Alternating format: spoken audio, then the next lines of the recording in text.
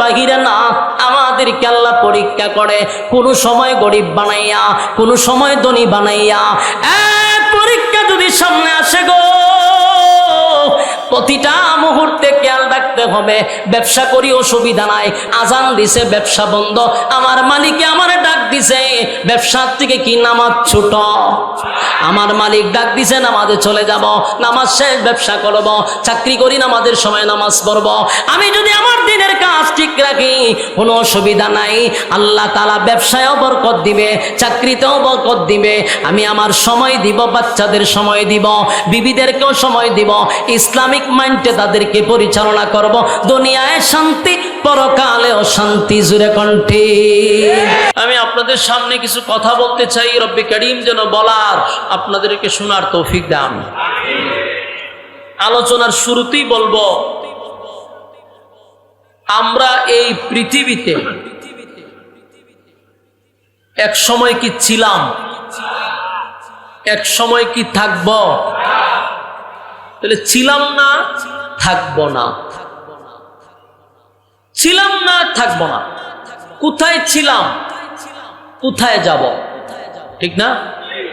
একটা প্রশ্ন আছে। ছিলাম না, থাকবো না, এই বিষয়টা যতক্ষণ না পর্যন্ত আমাদের বুঝে না আসে, এই দুনিয়ার জীবনটাই আমাদের জন্য ব্যর্থ। আমাদের মূল টার্গেট থাকতে হবে। থাকবো না, যাব কোথায়? ওই টার্গেট নিয়েই আমাদের দুনিয়ায় বসবাস করা। প্রত্যেকের একটাই টার্গেট থাকতে হবে যে আমরা যদি যাই তাহলে ঘুইরা আবার জান্নাতে যাব। বলুন আমাদের টার্গেট কোথায়? ওই এইভাবে মাঝে মধ্যে আপনারা কাউন্টার দিবেন, বলুন ঘুইরা কোথায় যাব? এটা মুমিনের টার্গেট।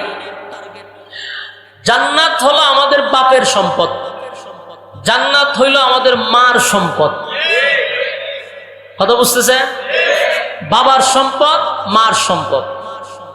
বাবার সম্পদ কেমনে বলে? 100% এটা আমরা বাপের সম্পদ, মার সম্পদ। কারণ আব্বা ছিল জান্নাতে, আম্মাও ছিল জান্নাতে।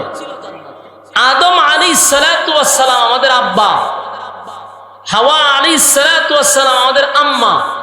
তা আম্মা আব্বা যদি দুইজন জান্নাতেই ছিল, তাহলে আমরা তাদের সন্তান হিসাবে আমরা সম্পদ না জান্নাত? কথা বলেন, আমরা সম্পদ জান্নাত। আব্বা আম্মা জান্নাত চাইলে দুনিয়ায় আসছে, তাই আমরা আসছি। আব্বা আম্মা চলে গেছে, আমরা চলে যাব।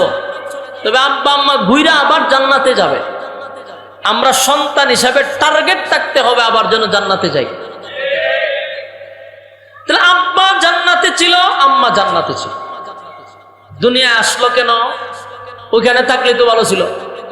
জান্নাতে যদি আব্বা আম্মা থাকতো, তাহলে আমরা জন্ম হইতো জান্নাতে, তাহলে ফসা গান্দা ফেতনা এই বড়া দুনিয়াতে আমরা আসতে হইতো না। কথা এখন ঠিক নেই? এই দুনিয়া হলো ফেতনার জায়গা, ফসা গান্দা একটা জায়গার মধ্যে আমাদের আসতে হতো না। কিন্তু আব্বা আম্মা কেন জান্নাতে আসলো? জান্নাত থেকে কেন দুনিয়ায় আসলো? বলে জান্নাত হলো চিরস্থায়ী একটা জায়গা। বলুন জান্নাত কতদিনের জায়গা? চিরস্থায়ী একটা জায়গা হলো জান্নাত। আর দুনিয়া হলো একটা ক্ষণস্থায়ী। জান্নাত হলো চিরস্থায়ী, দুনিয়া হলো ক্ষণস্থায়ী। তাহলে জান্নাত থেকে দুনিয়ায় কেন ক্ষণস্থায়ী জিন্দেগিতে আমাদেরকে পাঠাইলো? বলে আল্লাহ বলেন ক্ষণস্থায়ী দুনিয়ায় কেন পাঠাইছি? চিরস্থায়ী জান্নাত দেওয়ার জন্য। বুঝেননি কথা? ভূমিকা যদি মনোযোগ দিয়ে না শুনেন, সামনের আলোচনা বুঝতেন না। এই জন্য যে কোনো বক্তায় যদি ওয়াজ করে, প্রথম তার ভূমিকাটা মনোযোগ দিবেন। ভূমিকায় বলে দিবে আলোচনাটা কোন সাবজেক্টের উপরে। এই জন্য একটু মনোযোগ দেন, এদিক শিখে তাকায় না। বলুন আল্লাহ দুনিয়া কেন পাঠাইছে? ক্ষণস্থায়ী দুনিয়ায় কেন পাঠাইছে? চিরস্থায়ী জান্নাত দেওয়ার জন্য। চমৎকার একটা কথা। ক্ষণস্থায়ী দুনিয়াতে আমাদেরকে পাঠাইছে চিরস্থায়ী জান্নাত দেওয়ার জন্য। প্রশ্ন হইল, চিরস্থায়ী জান্নাত যদি আল্লাহ দিবেই, তাহলে ক্ষণস্থায়ী দুনিয়াত না পাঠাইলে তো চলতো। কথা কান ঠিক? কেন পাঠাই? এর মূল কারণ আল্লাহ রাসূল বলেন যে ক্ষণস্থায়ী দুনিয়া তোমাদেরকে পাঠাইছে চিরস্থায়ী জান্নাত হাসিল করার জন্য। আল্লাহ বলেন আমি প্রত্যেকটা মানুষের জন্য জান্নাত লিখে রাখছি। প্রত্যেকটা মানুষ বলতে আদম থেকে নিয়া কিয়ামত পর্যন্ত যত মানুষ আসবে এবং গেছে সবার নামে একটা করে জান্নাত আল্লাহ রাখছে। এর মধ্যে ফেরাউনের নামও জান্নাত আছে, নমরুদের জন্য জান্নাত লেখা আছে, আবু জাহেলের জন্য আছে, সাজ্জাদের জন্য আছে। কিন্তু বলুন তো এরা কি জান্নাত পাবে? কিন্তু এরার নামে কি ছিল? জান্নাত লেখা ছিল। এখানে আরেকটা প্রশ্ন, প্রতিটা প্রশ্নের জবাব যদি পান আলোচনাটা বুঝতে একেবারে সুবিধা হবে। কারণ আপনারা ঢাকা শহরের মানুষ, এখানে অসংখ্য মানুষ, শিক্ষিত মানুষ, হাইলি এডুকেটেড পারসন এখানে আমি আপনাদের সামনে হবিগঞ্জ থেকে এসে যদি আননেসেসারি কথাবার্তা বলি এটা গ্রহণযোগ্য হবে না, কারণ সব শিক্ষিত মানুষ। আর আমি কোনো সময় কোনো গিচ্ছা মাহফিলে বলছি আমার স্মরণ নাই জীবনে, কাল্পনিক গল্প বলিও আর না, দোকান ফাট বন্ধ করে আসছে আমার কথা শোনার জন্য, আর আমি বাপ দাদার গিচ্ছা শুরু করে দিলাম। আমার বয়ান দোকান বন্ধ করে গিচ্ছা শুনবার লেগেছে, প্রচন্ড গরমে বসেন গিচ্ছা শুনবার লেগা, কাল্পনিক গল্প, বাবার গল্প, দাদার গল্প, জড়ার গল্প, কথা হয় না দি ল্যাংটার গল্প শুনবার লেগেছেন। হ্যাঁ, এটা ইয়াদ রাখতে হবে আপনার মাথায়। এই জন্য আমি আপনাকে বলছি একটু মনোযোগ দিয়ে শুনেন আল্লাহর হস্তে।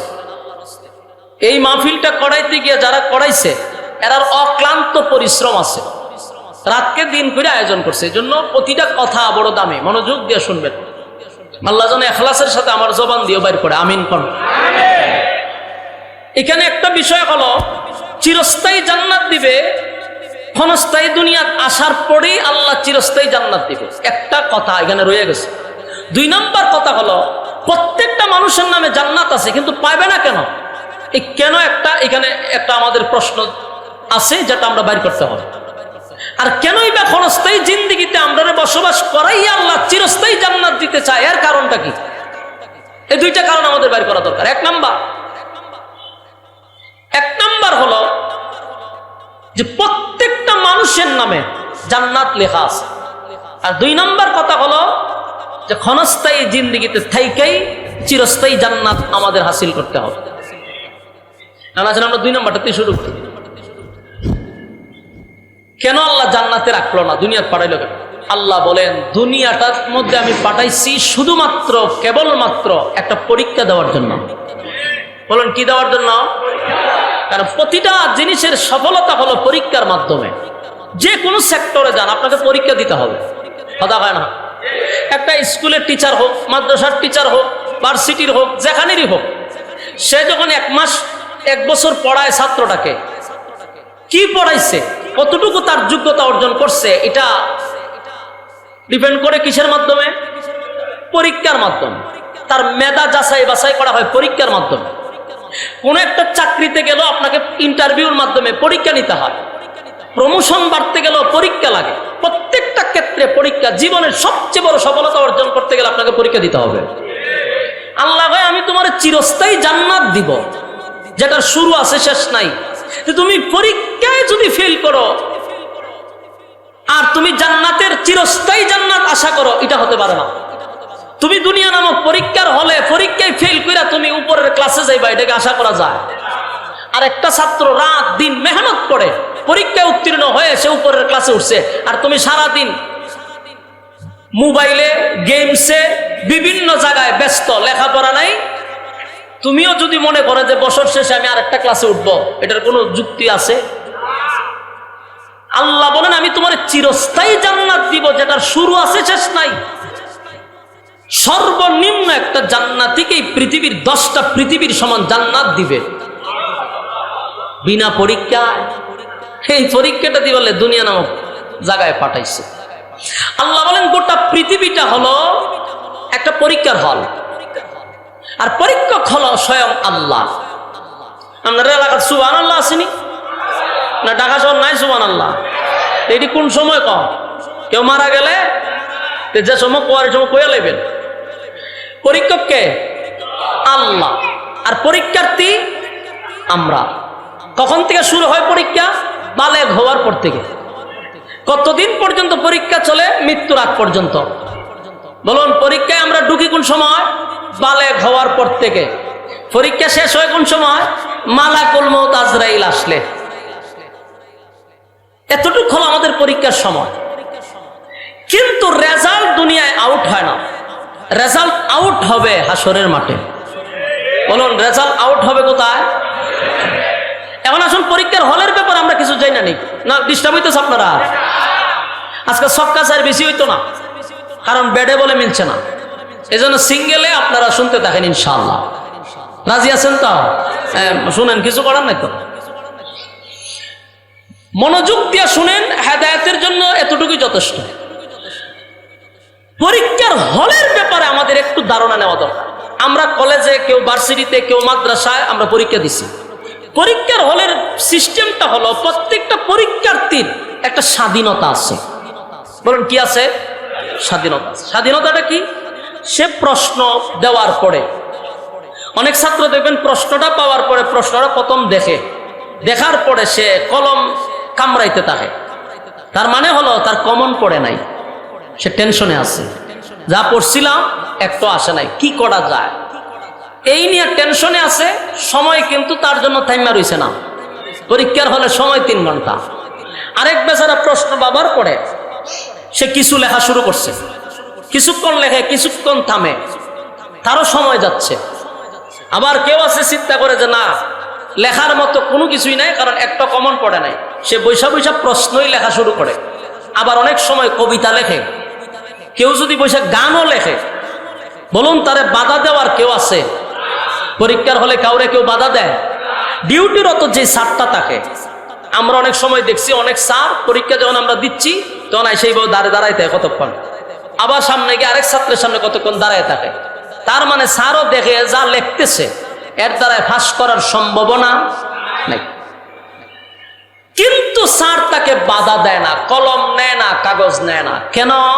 পরীক্ষার হল, এখানে স্বাধীনতা আছে। কথা বলেন।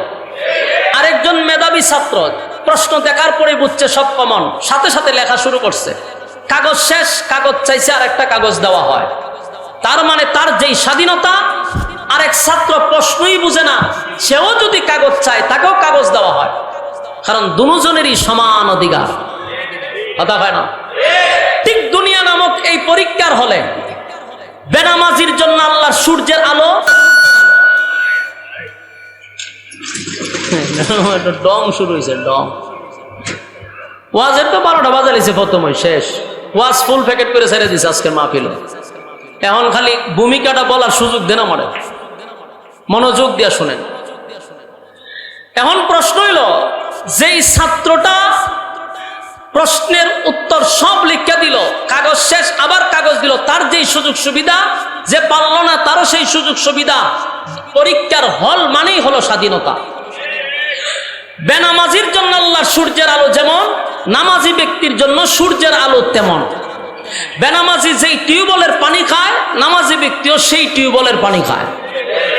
কেন? পরীক্ষার হল, এখানে কাউকে কেউ বাধা দিবে না। রেজাল্ট তো আর দুনিয়াতে আউট হবে না, আউট হবে কোথায়? হাসরের মাঠ। এখন আমি শেষ একটা কথা বলি, এটা হলো পরীক্ষার হলে যে ছাত্রটা দেখছে প্রশ্ন তার কমন পড়ে নাই, সে কি পরীক্ষার রেজাল্ট বাহির হওয়ার পরে বুঝবে সে পাস করবে, না এটার ভিতরে বসে বসে বুঝতেছে সে যে ফেল করবে? আমার কথা কি বুঝতেছে? এটা কি রেজাল্ট আউট হইলে বুঝবো, না এর আগেই বুঝতেছে যে আমি পরীক্ষায় ফেল করবো? এটা সে হলের ভিতরে থেকে বুঝতে পারছে। ঠিক দুনিয়া নামক পরীক্ষার হলে থেকে আমরা অনেকেই বুঝি যে আমরা জাহান্নামী, জান্নাতে যাওয়ার সুযোগ নাই।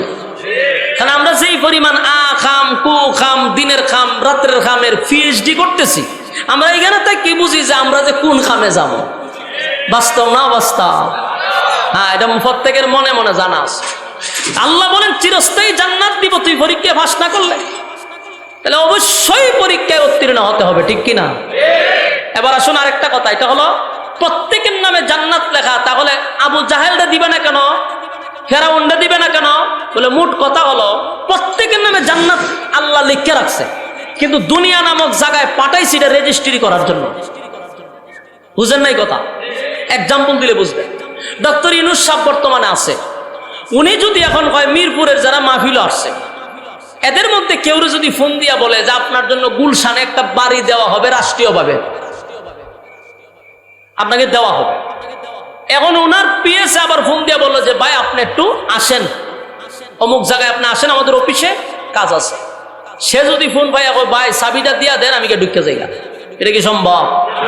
তোমারে দিবে রাষ্ট্রীয়ভাবে কিন্তু কাজ আছে না নাই? এটা তো তোমার নামে দলিল করে নিতে হবে, কথা হয় না দি? তোমার নাম করতে গিয়া, তোমার নামে করতে গিয়া দৌড়াদৌড়ি করতে হইব না? এই অফিস ঠিকানা যাইতে হইব, এর কাছে যাইতে হইব, অনেক কাগজপত্র দৌড়াদৌড়ি কইরা না তোমার নামে কইরা নিতা। কিন্তু উনি বলছে আপনাকে দিবে, কিন্তু বাকি কাজ আপনার। আল্লাহ বলছে আমি ফেরাউনকে জান্নাত দিব, কিন্তু দুনিয়া নামক জায়গায় আইসা তুমি জান্নাতটারে কাগজপত্র কইরা নিতে হবে। নিতে পারছো না, কাগজপত্র করতে পারছো না, দৌড়াদৌড়ি করতে পারছো না, তোমার কি দিবনি? কথা হয় না? সিস্টেম এরকম। সম্মানিত শুধু এই দুনিয়াটা পরীক্ষার হল। কেন আমরা বুঝি না? আমরা এই জিনিসটা বুঝি না। ক্ষমতা দিয়ে আল্লাহ পরীক্ষা করে, ধন সম্পদ দিয়া পরীক্ষা করে, গরিব বানায়ও পরীক্ষা করে। এমনি এমনি আল্লাহ ছেড়ে দিবে না। আপনারা কি মনে হয় এমনি আল্লাহ ছেড়ে দিব? আল্লাহ কোরআনে বলেন আফাহাসিবতুম আন্নামা খালাকনাকুম আবাসা ওয়া আন্নাকুম ইলাইনা লা তুরজাউন।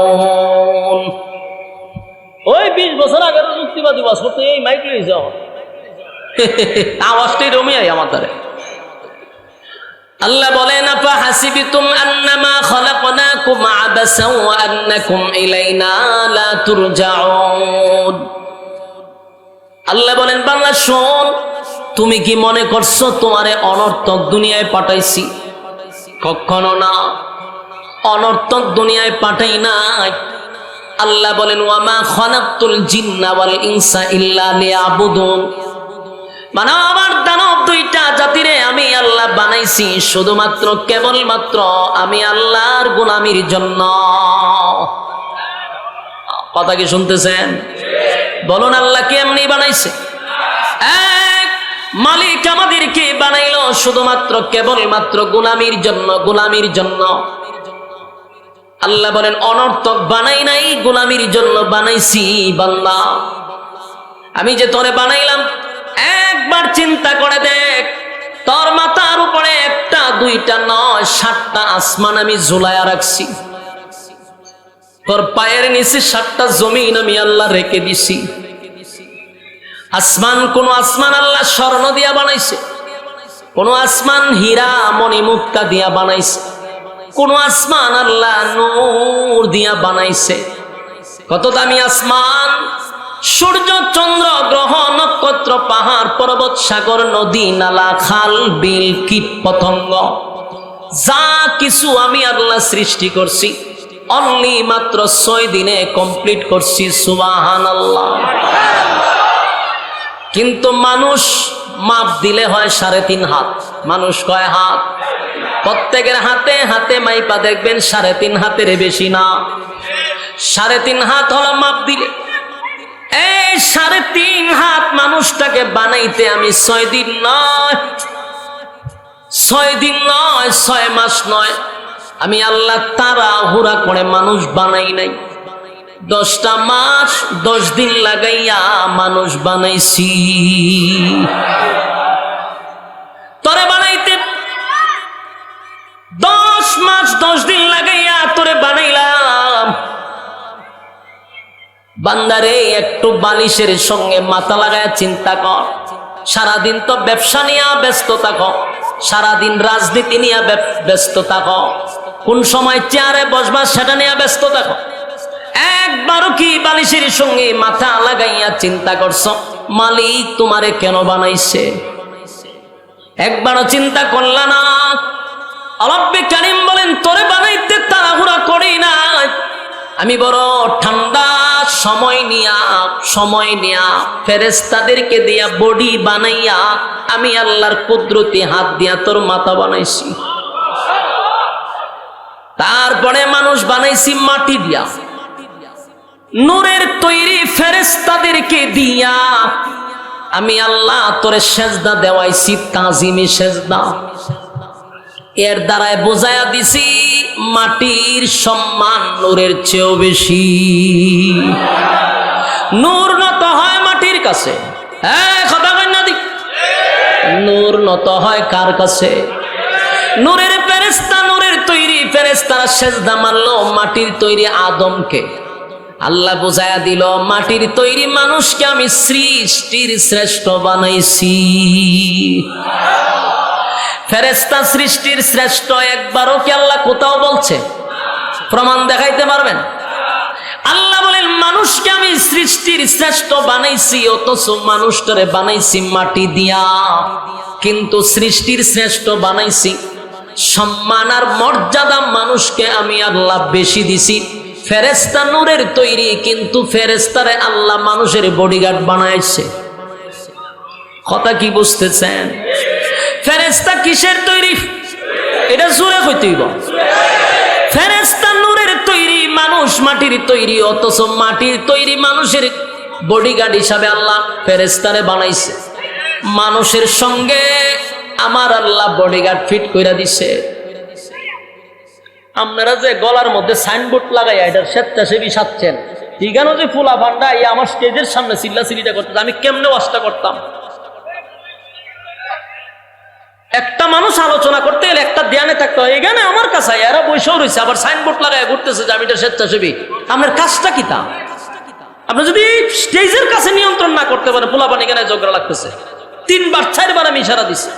এটা কি মাহফিল করছেন না একটা তামসা জোড়াইছেন? আমি বুঝতে পারতেছি কেন আপনারা পোশাক করছেন। আপনারা এখানে 2 একজন থাকেন, এখানে থাকেন 2 জন। কে এই পোলাপান গুলা কে দূরে নিয়ে আসেন না কেন? 3 বার 4 বার অনেক এখানে ঝগড়া করে ঝগড়া করে ঠেলায় আমলে কেমত করে নিতেছে। কেউ বাধাও দেয় না, কেউ দমকও দেয় না। আলোচনা করতে গেলে একটা ধ্যানে আপনাদের সাথে কথা বলতে হবে।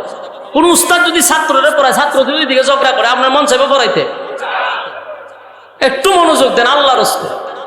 আমি জানি আপনারা আমার প্রতি বিরক্ত হইতেছেন, কিন্তু আমি যেই জায়গায় বসাই জায়গাতে আপনি বসলে বুঝতেন কতটুকু বিরক্ত লাগে। কারণ আমি কথা বলতেছি একটা ঠান্ডা মাথায় আপনাদের পাশে, আমার ধ্যান ছিল যায় এইদিকে। এই জন্য ধ্যান নষ্ট করবেন না। এখানে 2-3 জন খারাপ সাইনবোর্ড লাগায় যারা আছেন, হয়তো সাইনবোর্ড লাগায় জায়গা করে এখানে খারাপ, পোশাক লাগায় জায়গা। এটা কি ফ্যাশন যে আমার দেখতে আমি স্বেচ্ছাসেবী? হবে না খারাপ। আর আপনারা যারা থাকো তো দূরে লিখবেন আমাদের আইনারা দিয়ে ওয়াশ করাম এখানে বয়ে। হ্যাঁ, কথা মনোযোগ দেন। পোলা ভান্ত শতানি করবো, কিন্তু গার্জেন যারা আছেন দমক টমক দেওয়ার লাগবে। কথা একটু মনোযোগ দেন। বারে বারে যদি বাম হাত ঢুকাই দেন তো ওয়াজ যাবে বললায় আমার নিজেরই আর থাকতো না, কইতে শুরু করছিলাম। একটু মনোযোগ দেন। বলুন আল্লাহ ফেরেশতাদেরকে কি বানাইছে? আমরার বডিগার্ড বানাইছে। হ্যাঁ, আপনি যদি রাস্তায় ঘুমায় থাকেন, আপনার 2টা নাকের ছিদ্র আছে, খানের ছিদ্র আছে, কোনোদিন দেখছেন নি যে আপনার নাকে দিয়ে সাপ ঢুকছে? খানে দিয়ে ঢুকছে দেখছেন নি? তাহলে অনেক ফুটপাতে দেখবেন মানুষ ঘুমায় থাকে। আরে কত কিছু হয়। নাক দিয়া কেন তার মশা ঢুকে না?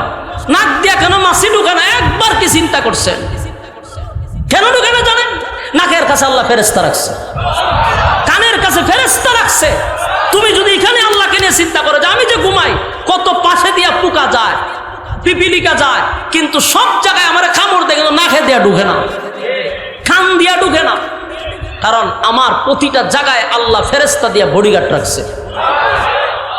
নূরের তৈরি ফেরেশতা, মাটির তৈরি মানুষের বডিগার্ড। নূর লইয়া যারা গোতাগতি করাও, মানুষের সম্মান তোমরা কমাইতে চাও, আল্লাহ মানুষের সম্মান বাড়াইয়া দিছে। মানুষ সৃষ্টির শ্রেষ্ঠ। কতক্ষণ ঠিক না বেটে? ফেরেশতা সৃষ্টির শ্রেষ্ঠ কোথাও আল্লাহ বলে নাই।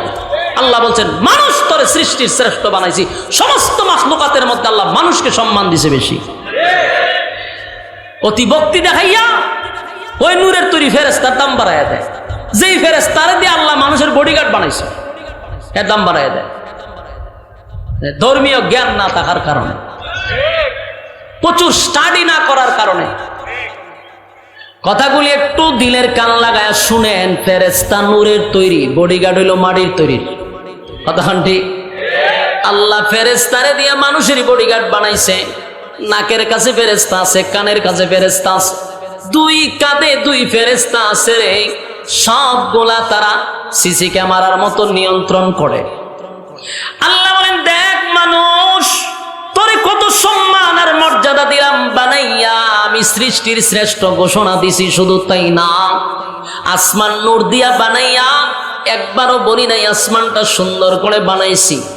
আসমান হীরামণি মুক্তা দিয়া বানাইয়াও বলি নাই যে আসমান সুন্দর করে বানাইছি। কিন্তু মানুষ, তোরে বানাইয়া আমি একটা দুইটা না 4টা কসম কাটছি। এই মানুষ বানাইয়া রব্বে কারীম 4টা কসম করছে গো। 4টা কসম কেড়ে বলে, মানুষ রে, তোর থেকে সুন্দর আমি আল্লাহ কোন মাখলুকই বানাই নাই। সুবহানাল্লাহ। আল্লাহ 4টা কসম করছে, 2টা হলো ফলের কসম, 2টা হলো স্থানের কসম। একটা হলো তিন ফলের কসম। 3 ফল আপনারা চিনেননি? চিনেন? ডুমুর ফল। এই 3 ফল অনেক যুবকরা আছে 3 ফল জীবনও খায় নাই। অনেক মুরব্বীরা আছে, এখানেই আছে যে খাইছি না। অথচ আল্লাহ কোরআনে এই ফলের কথা স্পষ্ট বইলা রাখছে, এটা একটা ঔষধ। আমরার যুবকরা 3 ফল খায় না, খায় কি 1 ফাইলই যথেষ্ট। বাস্তব না বাস্তব? হয় বিজ্ঞাপনও দেখে এক বেচারা বলতেছে যে 1 ফাইলই যথেষ্ট। হে কি পরিমাণ আল্লাহর ওলি যে যুবকরা এর কথা খুব বিশ্বাস করে। এর কথাই 1 ফাইল কিনে না খায়, খাইলে 2 দিন পরে একটু মুড়া হয়, 1 সপ্তাহ পরে আবার সিম্মার জায়গা যায়, এর কিছুদিন পরে ডাক্তারে হয় কিডনি 2টা ড্যামেজ। কারণ এর ফিসাব বিজ্ঞাপনে কইছে 1 ফাইলই যথেষ্ট। আর হে এমন বিশ্বাস করা করছে এটা 2000 টাকা দিয়া শনি আকরাত থেকে না খায়। অথচ আল্লাহর কালামে আমাদের জন্য ওষুধ রাখছে, এটা এর ইয়াকিন হয় না, বিশ্বাস হয় না। এর শনি আকরার লোকের কথা বিশ্বাস হয়। এটা খাইলে অনেক কিছু হয়ে যাবো, শেষে কিডনি 2টা যায়। যুবক ভাইদেরকে বলি, 1 ফাইল না খাইয়া আপনি 3 ফল খান। 3 ফলের গুণাগুণ অনেক আছে। 3 ফল খাইলে পরে আল্লাহর নবী বলেন, 3 ফল যদি নিয়মিত কেউ খায় মরার আগে বৃদ্ধ হবে না। অনেকে মনে করছে যে মরার আগে আর জোয়ান হইতাম, বিষয়টা এমন না। সব বাইঙ্গা তো আর আমি ওয়াজ করতাম না। এই জন্য যারা বুঝে নেওয়ার বুঝে নেবেন, বৃদ্ধ হবেন না এটা যুবকরা বুঝে নিতে হবে। কিন্তু খাইলে মুড়া হইবেন এমন ওয়াজ নাই কিন্তু আমার কাছে। কারণ মুড় হইলে তো আমি খাইয়া মুড় হইতাম। এখানে আমার থেকে চিকন লোক আর আছে নি কেউ? যদি আমি মুড়া হইবার ওষুধ হইতাম আমি তো খাইতাম। খাইলে মোটা হবেন না, কিন্তু আপনার পাওয়ার বৃদ্ধ হইলে কমতো না। কিন্তু খাইতে হবে কোরআনের দেওয়া ঔষধ। সুবহানাল্লাহ। হ্যাঁ, 1 ফাইল যথেষ্ট, এই কথা ইয়াকিন না করে কোরআনের কথা ইয়াকিন করা। মুসলমান আল্লাহ ঔষধ দিয়া রাখছে। 2 নাম্বার হলো জাইতুন। এটা একটা ফল, এই কোরআনে কত দামি দামি ফল। জাইতুন খাইবেন, আজে বাজে না খাইয়া জাইতুন ফল খাইবেন। জাইতুনের তেল দিয়া রাসূল নিজে রুটি খাইতো। সুবহানাল্লাহ। আমার নবীর খাবার, এটার মধ্যে কত গুণ আছে। নবীজি জাইতুনের তেল দিয়া রুটি খাইতো গো। আর এখন জাইতুনের তেল পাওয়া যায়, লোশন ব্যবহার না করে জাইতুনের তেল ব্যবহার করেন। আপনার স্ত্রীর জন্য জাইতুনের তেল নিয়ে যান, বাচ্চার জন্য জাইতুনের তেল নিয়ে যান, স্কিন ক্যান্সার হবে না। সুবহানাল্লাহ। বাড়ি গিয়া হইবে কি হইব না?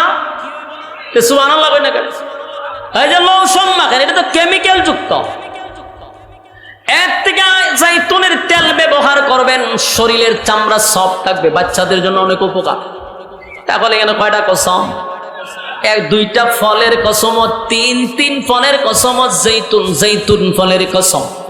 অতুরে সিনিনা, সিনাই পর্বতের কসম। 2টা স্থানের কসমের মধ্যে একটা হলো সিনাই পর্বতের কসম, আর একটা হলো ওয়াহাজাল বালাদিল আমিন, পবিত্র মক্কা নগরীর কসম। কসম হইল কয়টা? এই 4টা কসম।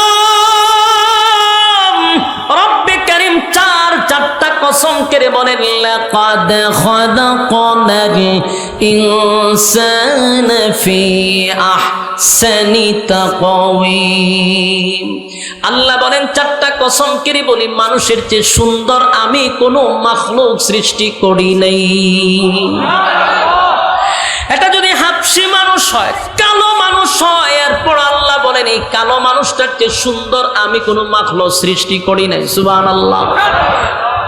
তাহলে রব্বে কারীম বলেন একবার চিন্তা করে দেখ, আমি আল্লাহ তোরে সম্মান দিছি, সৃষ্টির শ্রেষ্ঠ, তোরে বানাইছি সুন্দর করে, তোর থেকে সুন্দর আমি আল্লাহ কাউরে বানাইনি।